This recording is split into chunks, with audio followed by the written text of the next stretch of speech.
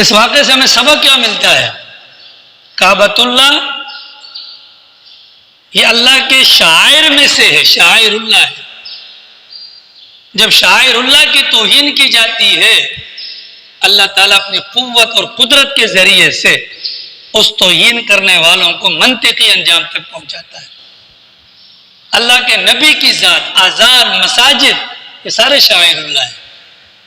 ان کی توہین کسی بھی طور پر کی جائے، بھلے وہ مذاق میں ہی کیوں نہ ہو، اللہ کی ذات برداشت نہیں کرتی۔ ابھی حالیہ کچھ دنوں کے اندر ہمارے پڑوسی ملک ہندوستان کے اندر بے جی پی کے رکن نے رسول اکرم صلی اللہ علیہ وسلم کی شان میں گستاخی کی ہے، شاعر اللہ کی توہین ہو گئی۔ پوری دنیا کے مسلمانوں کے اندر غم اور غصے کی کیفیت پائی جا رہی ہے، اور ہونا بھی چاہیے، ہمارے نبی ہیں۔ مسلمان ہر معاملے میں کمپرومائز کر سکتا ہے، پر نبی کے معاملے میں مسلمان سے بڑھ کر جذباتی کوئی ثابت نہیں ہوگا، اور ہونا بھی یہ چاہیے، ہونا بھی یہ چاہیے۔ وجہ کیا ہے؟ وجہ یہ ہے کہ جب تک مجھے اپنی ذات، اپنے ماں باپ، اولاد، تمام خاندان، رشتہ دار، تمام چیزوں سے بڑھ کر اللہ کے نبی کی محبت میرے دل میں نہیں ہوگی، تب تک میرا ایمان کامل نہیں ہو سکتا۔ اللہ نے قرآن میں کہا قل ان کان آباؤکم وابناؤکم واخوانکم وازواجکم وعشیرتکم واموال اقترفتموها وتجارۃ تخشون کسادها ومساکن ترضون احبها الیکم من اللہ ورسولہ، پھر کیا کرو فتربصوا حتی یأتی اللہ بامرہ، رشتے گنوائے، باپ، بیٹا، خاندان، بیویاں، کاروبار، گھر، اگر ان کی محبت اللہ اور اس کے رسول کی محبت سے زیادہ ہے فَتَرَبَّصُوا حَتَّى يَأْتِيَ اللَّهُ بِأَمْرِهِ، تو انتظار کرو یہاں تک کہ اللہ کا حکم آ جائے۔ اس بنیاد پر مسلمان بھوک برداشت کر لے گا، پیاس برداشت کر لے گا، ظلم برداشت کر لے گا، لیکن مسلمان اپنے نبی کی توہین برداشت نہیں کر سکتا، یہ اس کے ایمان کا تقاضا ہے۔ ایمان بھلے میں کتنا ہی گیا گزرا مسلمان کیوں نہ ہو، لیکن نبی کا معاملہ ایسا ہے کہ آج بھی باوجود گناہگاری کے ہم نبی کے نام پر اپنے بچوں کے نام رکھنا فخر سمجھتے ہیں۔ نبی کے روزے پر جانے کی ہم دعائیں مانگتے ہیں، نبی کے پڑوس میں موت کی ہم دعائیں مانگتے ہیں، مدینہ الرسول کا نام احترام سے لیتے ہیں، اس نبی پر درود پاک پڑھے بغیر اپنی نماز کو نامکمل سمجھتے ہیں۔ کیونکہ آسرا ہے ہمارے پاس اللہ کے بعد پیغمبر کا آسرا ہے۔ انہوں نے توہین کی، مسلمانوں کے دل ٹوٹے، اور یہ پہلا موقع نہیں ہے۔ آئے وقت طرح طرح کی خباثتوں کے ذریعے سے مسلمانوں کی دل آزاری کی جاتی ہے، اور ہم لوگ کیا کرتے ہیں اس کے مقابلے میں؟ مذمت۔ مذمت کا مطلب کیا ہوا؟ ہم مظاہرے کرتے ہیں، ٹھیک ہے مظاہرے بھی کر سکتے ہیں، ہم قراردادیں منظور کرتے ہیں، ٹھیک ہے قرارداد بھی منظور کر سکتے ہیں۔ ہر بندہ اپنے اپنے طریقے سے اپنے غم اور غصے کا اظہار کرتا ہے، کوئی مظاہروں کے ذریعے سے کرے گا، کوئی قراردادی مذمتوں کے ذریعے سے کرے گا، کوئی لکھاری ہے تو مضمون کے ذریعے سے کرے گا، کوئی ٹک ٹاکر ہے، یوٹیوبر ہے، ویڈیو بنا کر اپنا احتجاج ریکارڈ کروائے گا۔ سب کے اپنے اپنے طریقے، ان طریقوں کے مسلم ہونے میں انکار نہیں، لیکن ہمارا تجربہ ہے ماضی کا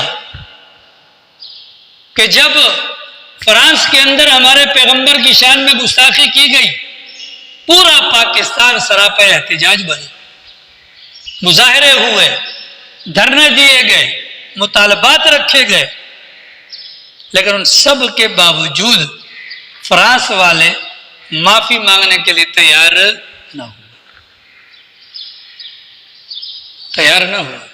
گویا کہ یہ طریقہ میری اور آپ کی نظر میں بہتر ہوگا، لیکن یہ طریقہ ان کے لیے مؤثر نہیں ہے۔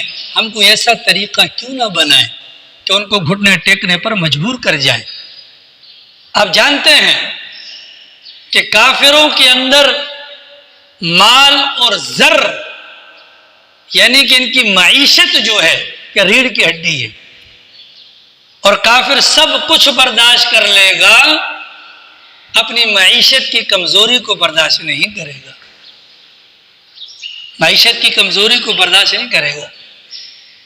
اگر میں اور آپ واقعتاً جو مظاہرے کر رہے ہیں، جو قراردادیں مذمتی پاس کر رہے ہیں، جو ہم مختلف طریقوں سے نبی سے محبت کا اظہار کر رہے ہیں، اگر اپنے دعوے کے اندر سچے ہیں، آج سے میں اور آپ تہیہ کر لیں، وہ ممالک جنہوں نے آج ابھی یا اب سے پہلے جب کبھی بھی ہمارے نبی کی شان میں گستاخی کی ہے، ان کے ساتھ ہم ان کی تمام تر مصنوعات کا مکمل بائیکاٹ کریں گے۔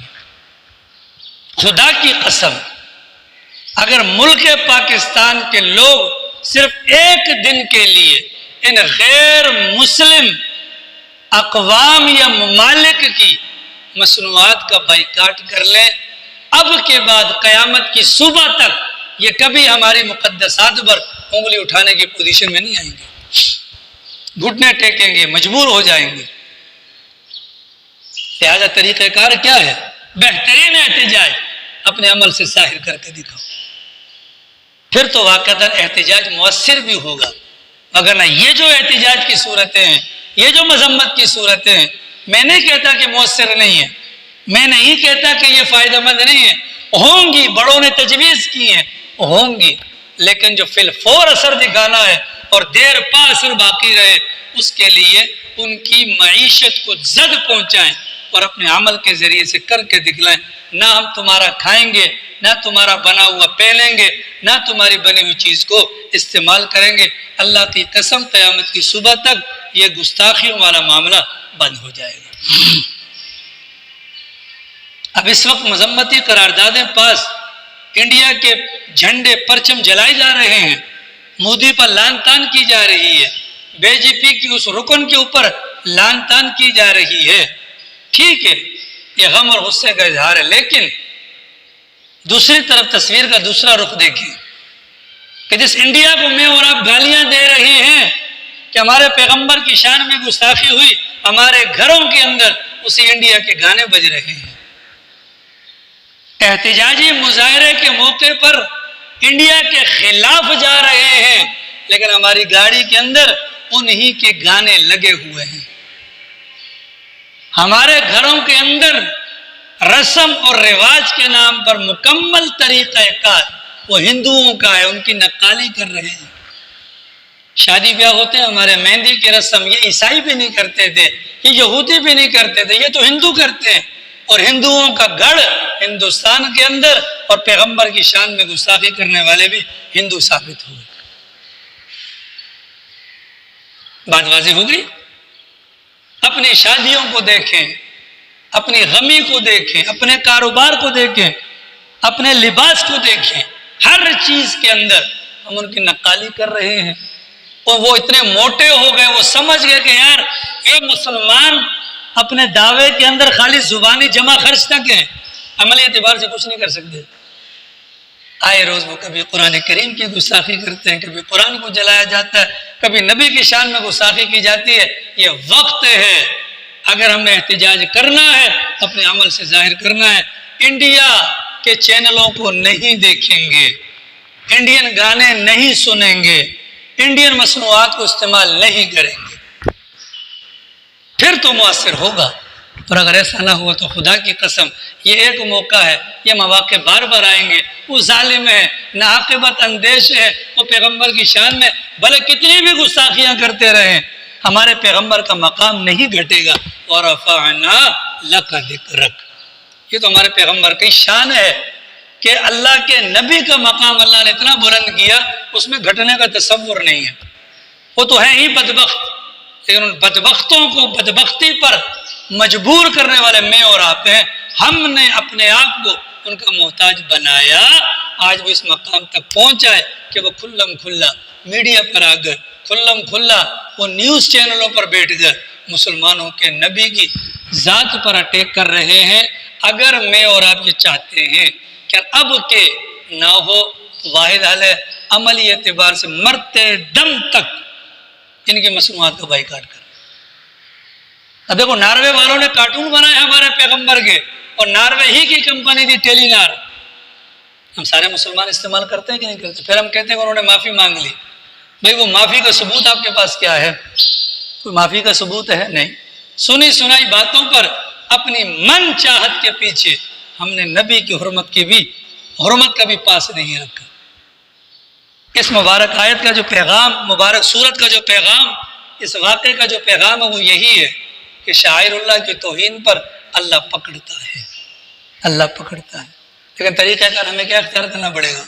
1.5 ارب مسلمان ہیں، ہم نے کیا طریقہ؟ وہی طریقہ جو دادا جی عبد المطلب نے کیا تھا، رب کے حضور خدایا ہم اپنے ایمان کی کمزوری کی وجہ سے اس قابل نہیں رہے کہ ہم ان کے مصنوعات کا بائیکاٹ کر سکیں، اللہ تو ہمیں غیرت ایمانی نصیب فرما، اللہ سے مدد مانگے، اے اللہ ہم ان کا مقابلہ نہیں کر سکتے، تو غیب سے جیسے تو نے ابابیل کے ذریعے سے جھول اپنا غول در غول کے ذریعے سے ابرہا اور اس کے لشکر کو سبق سکھایا تھا، اللہ تمام ایسے غیر مسلموں کو جو ہماری مقدسات کی توہین کرتا ہے تو ان کو سبق سکھا۔ اس کا فائدہ کیا ہوگا؟ اللہ کی ذات سے امید ہے یہ گند کرنے والے اور یہ گندے لوگ دنیا سے ختم ہو جائیں گے، اور ہمارے لیے اور دنیا بھر کے مسلمانوں کے لیے روز روز کی اذیتوں سے جان چھوٹ جائے گی۔ آگے سمجھ میں؟